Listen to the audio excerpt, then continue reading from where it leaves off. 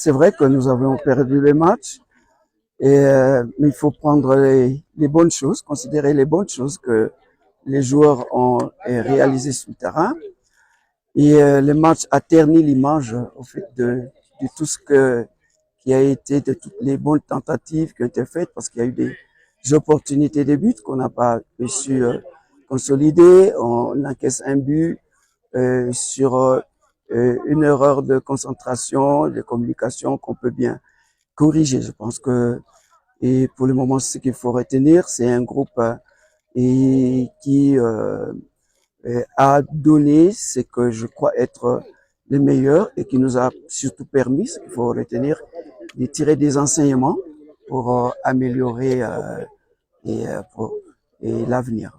TTN, c'est quoi l'axe de progression de cette équipe-là que vous avez actuellement dans cette ultime édition du Challenge? Ben, les entraîneurs ont travaillé déjà en tenant compte des observations qu'ils ont faites, de nos points forts, de nos points faibles à travers l'analyse vidéo.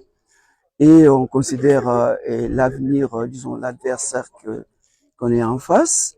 Et donc, ils ont apporté des améliorations sur le plan de l'ensemble des aspects dont il faut tenir compte. Un match de compétition de haut niveau. Et je pense donc sur le plan mental, sur le plan technique, sur le plan physique, sur le plan tactique, les entraîneurs donnent du répondant pour pouvoir guider les joueurs et les aider à s'améliorer.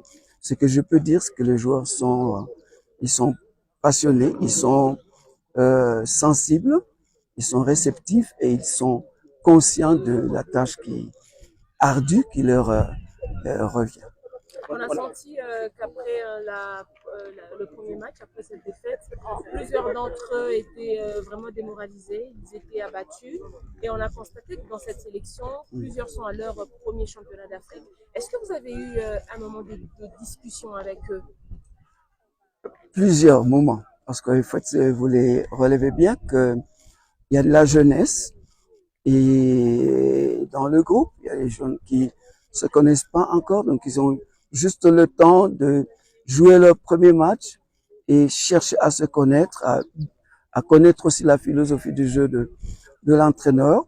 Et c'est le très haut niveau ici, parce que c'est une compétition continentale, donc c'est le très haut niveau. On a besoin du professionnalisme, et donc il y a tous ces messages qu'on donne aux joueurs, certainement que je crois, je viens de dire qu'ils sont réceptifs.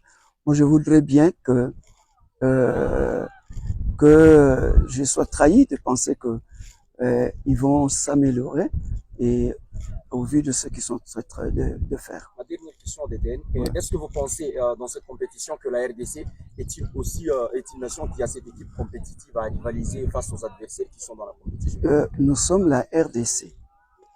Et de par la densité de notre pays, nous avons donc le potentiel.